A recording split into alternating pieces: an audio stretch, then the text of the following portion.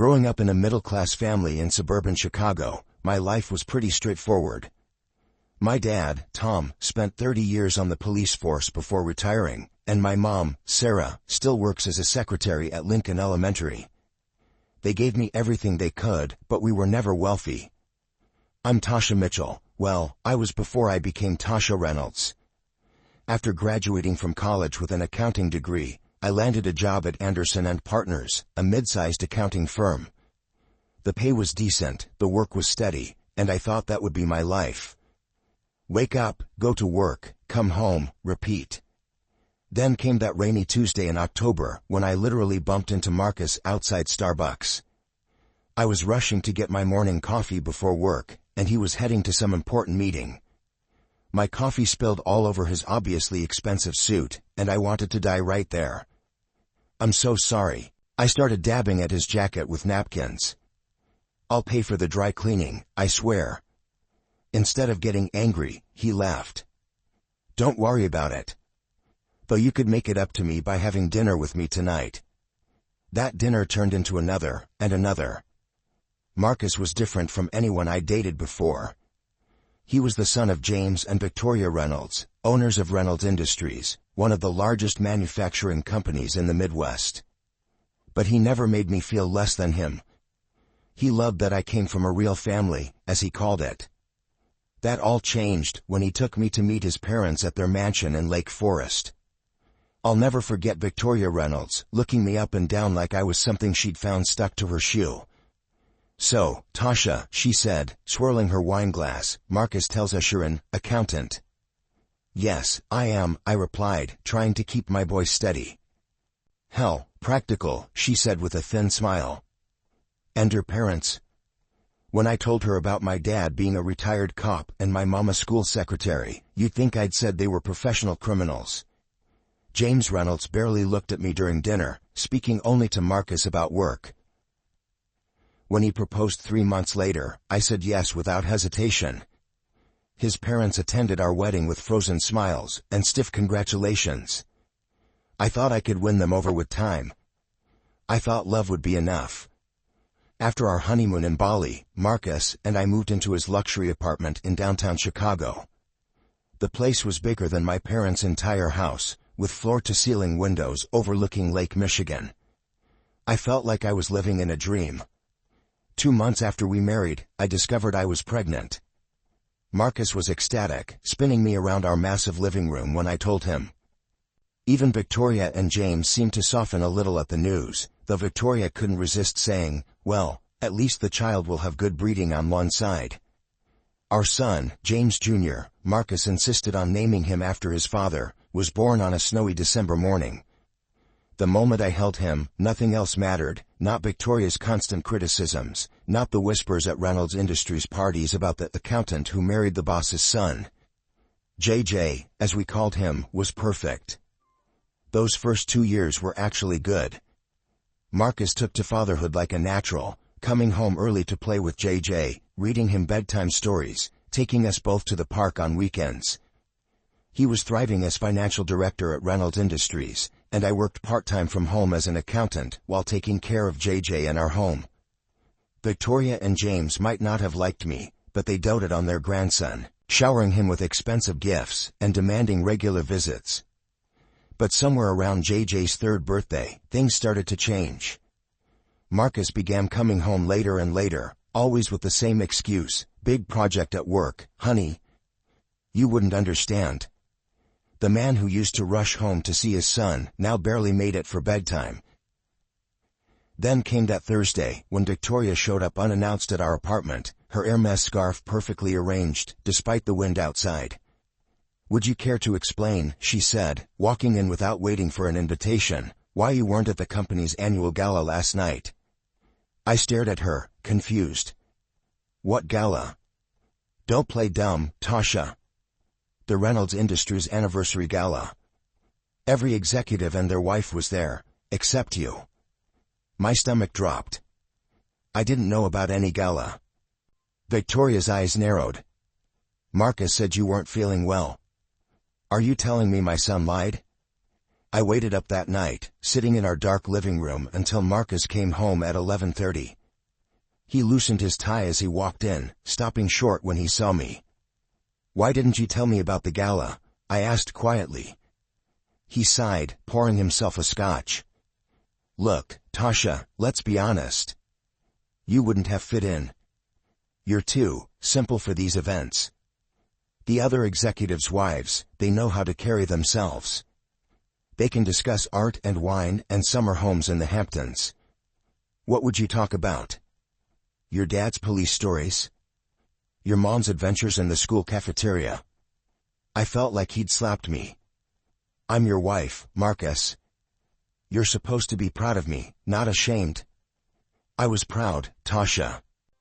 When we were dating, your simplicity was charming. But I'm the financial director now. I need a wife who can be more.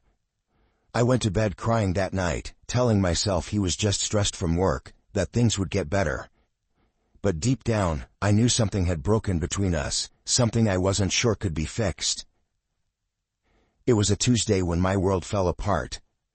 Marcus had texted that he was working late again, and I was doing my usual cleaning routine around the apartment. When I got to his home office, I noticed his laptop was open on his desk, screen still bright. I'd never snooped before. I trusted him, despite everything. But something made me pause this time. Maybe it was the way the screen showed his email was open, or maybe I was just tired of all the lies. I sat down at his desk, and that's when I saw it, an email thread with someone named Sophia Loren. My hand shook as I started reading. There were hundreds of messages between them, going back months.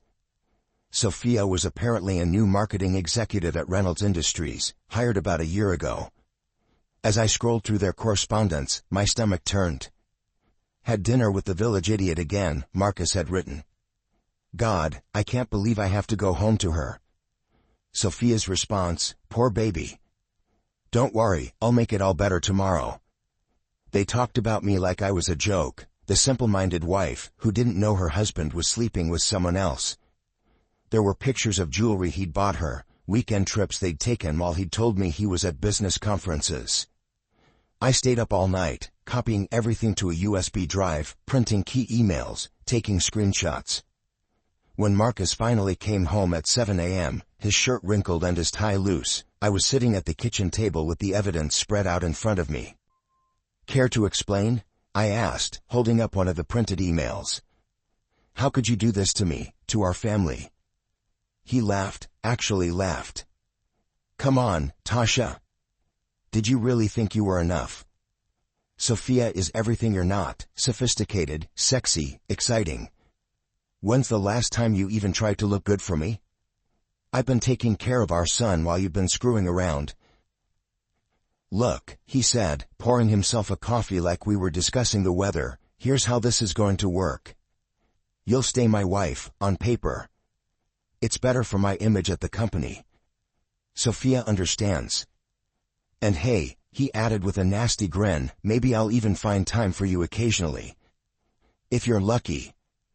I ran to JJ's room, my hands shaking as I threw some clothes into a backpack. JJ was still sleeping, clutching his favorite teddy bear. I gently woke him up. "Baby, we're going to visit Grandma and Grandpa for a while, okay?" Marcus leaned against the doorframe, watching us. "You'll be back. Where else could you possibly go?" I picked up my son, grabbed the backpack and my purse with the USB drive, and walked past Marcus without a word. Through tears, I drove to my parents' house. Mom opened the door in her bathrobe, took one look at my face, and pulled me into a hug. The divorce papers arrived 3 days after I left. Victoria Reynolds personally delivered them to my parents' front door, wearing a satisfied smirk. "I always knew you weren't good enough for my son," she said, handing me the envelope. "I'm just glad he finally realized it too." But what came next was worse than anything I'd imagined. Marcus wasn't just filing for divorce, he was suing for full custody of JJ. His lawyer filed papers claiming I was an unfit mother, painting a picture of me that was completely false.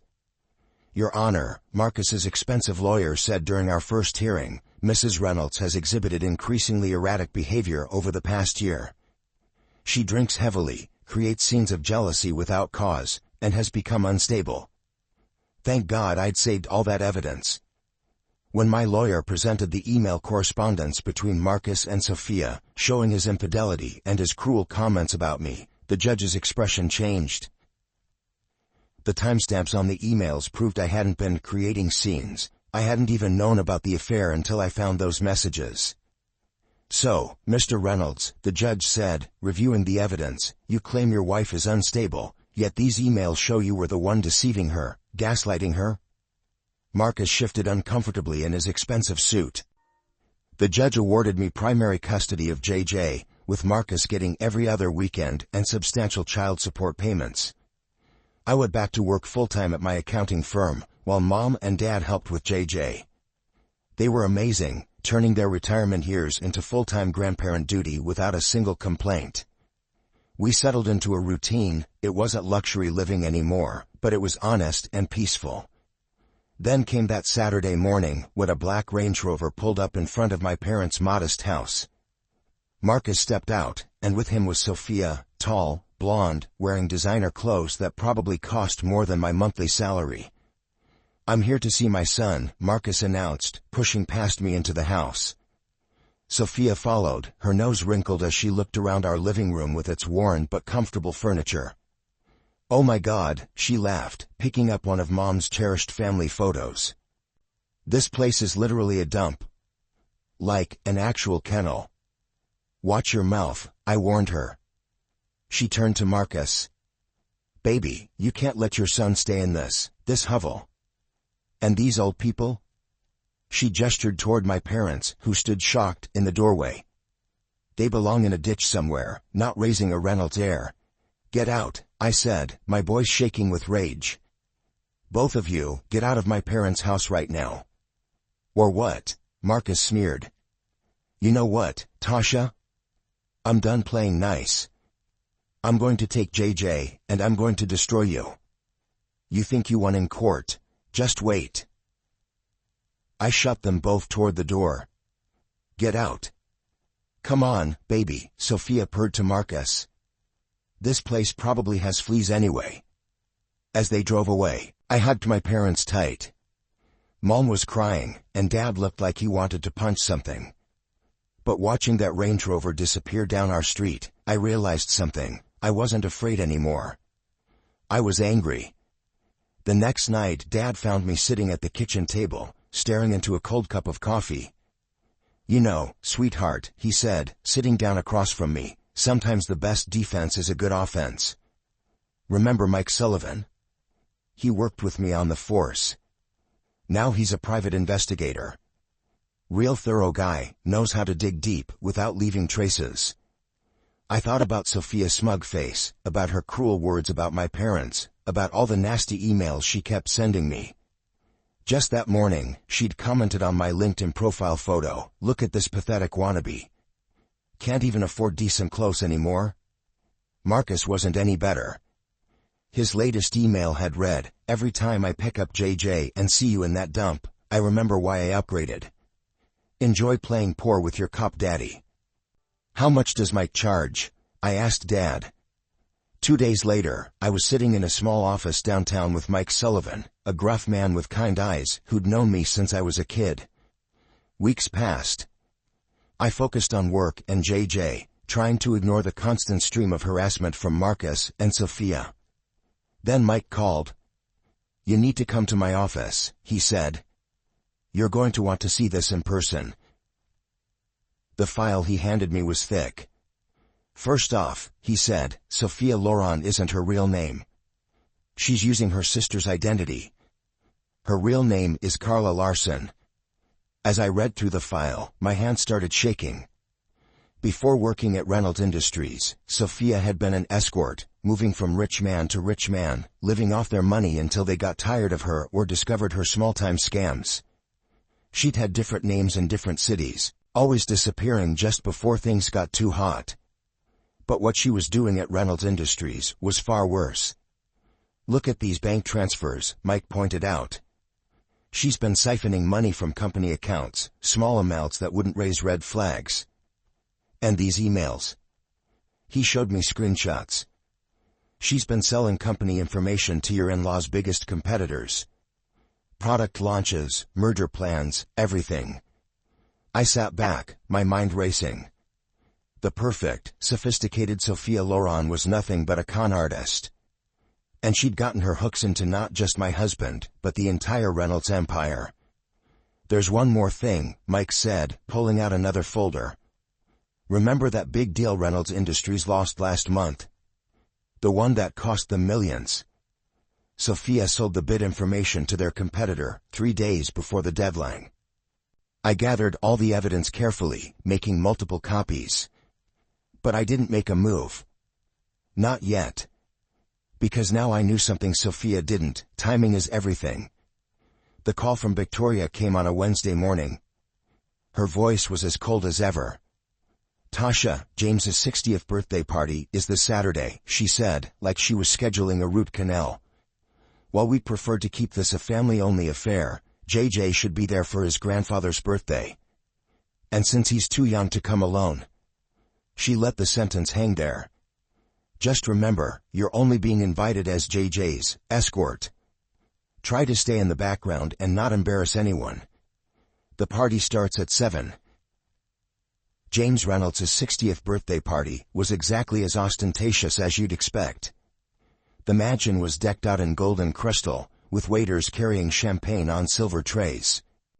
I felt every judgmental stare as JJ and I walked in. "Oh, you came," Victoria said, her smile tight. "Well, JJ darling, come give grandmother a kiss." I stood awkwardly by the appetizer table, watching my son being paraded around like a show pony. The other guests either ignored me or whispered behind their hands. I clutched my large purse containing Mike's file, waiting.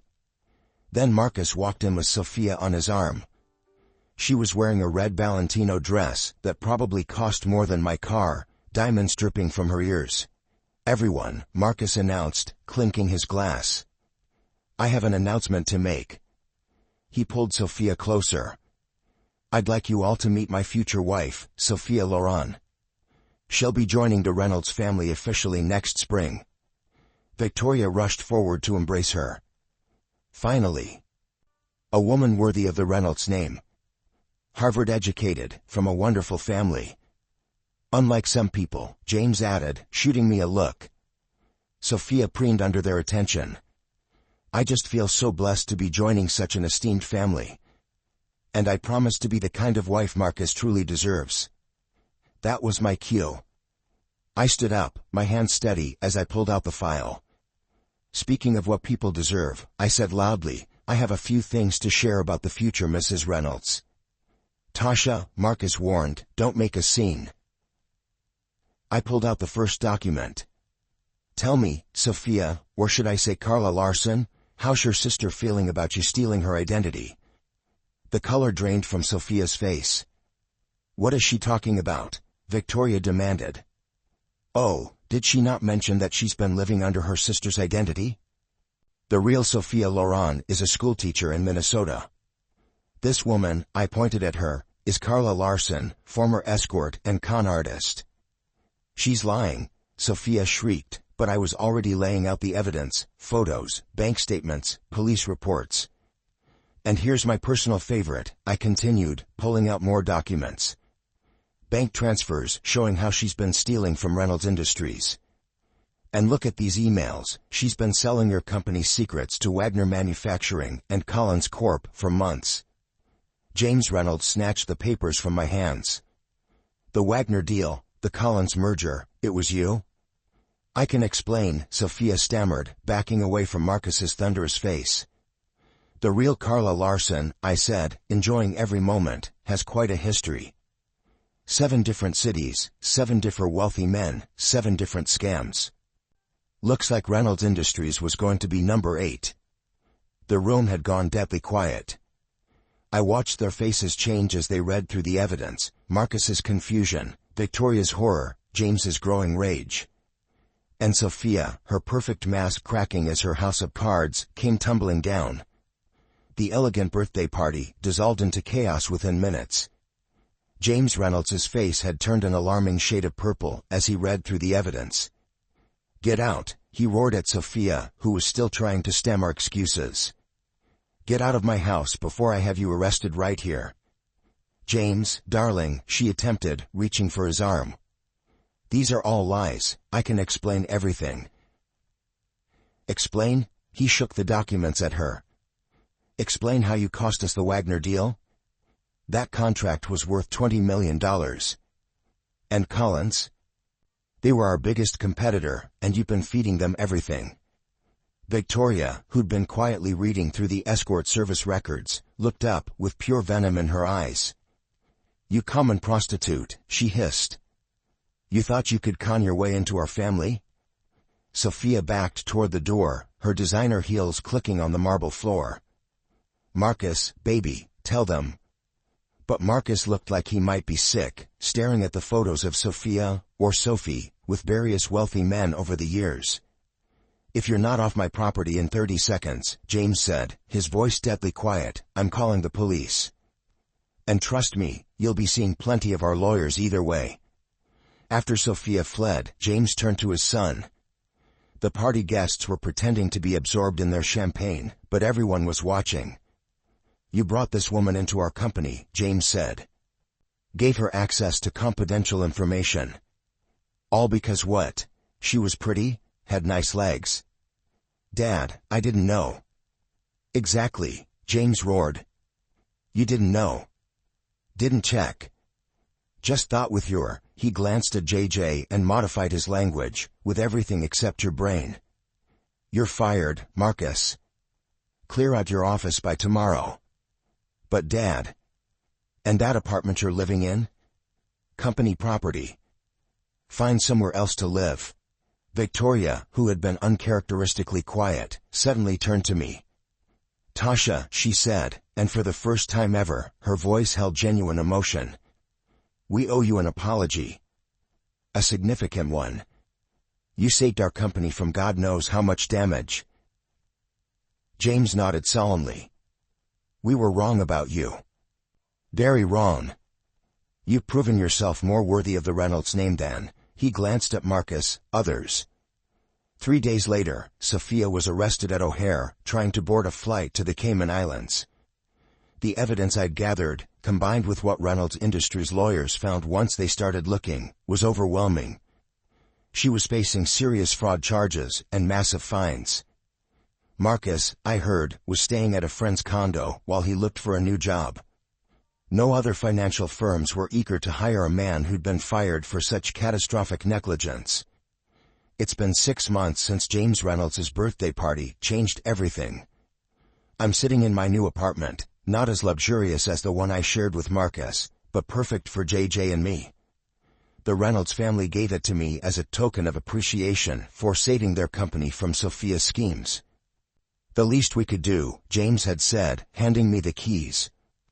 "After everything, well, you understand. The apartment is in a nice neighborhood, close to good schools. JJ's room is decorated with superhero posters, and my little home office overlooks a park. It's not a penthouse with lake views, but it feels like home in a way the luxury apartment never did. Marcus moved to California last month. He calls JJ every Sunday at 7 p.m., like clockwork. Their conversations are short. JJ's still too young to talk long on the phone, but at least he's trying to be a father, even from a distance. He never asks to speak to me, and that's fine. Some bridges stay burned. The biggest change has been with the Reynolds family. Victoria stops by at least once a week, usually bearing gifts for JJ, and, surprisingly, for me too. Last week, she brought a beautiful orchid from my windowsill. The real shock came when Victoria and James invited my parents over for dinner. I was nervous. The last time they'd all been in the same room was at my wedding, where the class divide had been palpable. But something had shifted. I watched in amazement as James asked Dad about his years on the force, genuinely interested in his stories. Victoria and Mom talked about gardening, exchanging tips about growing roses. Sarah, Victoria said to my mom at the end of the evening, "You and Tom raised a remarkable daughter. I'm sorry we didn't see it sooner." "We always knew what Tasha was capable of," Mom replied with quiet dignity. "Sometimes it just takes others a while to catch up. Life isn't perfect. I still have days when I miss the man I thought Marcus was, when I worry about JJ growing up with a long-distance father. But then I look at my son, happy and healthy, playing with his grandparents, all his grandparents, and I know we're going to be okay." Last night, I found JJ looking at an old photo of Marcus and me from our wedding day. "Do you miss Daddy?" he asked. I sat down next to him, pulling him close. "Sometimes," I said honestly. "But you know what? Life doesn't always go the way we plan. Sometimes it goes wrong before it goes right. The important thing is to stay true to who you are." Later, as I tucked him into bed, I thought about how far we'd come. From the simple accountant the Reynolds family once scorned, to the woman who saved their company. Sometimes the happy ending isn't the one you expected. Sometimes it's better,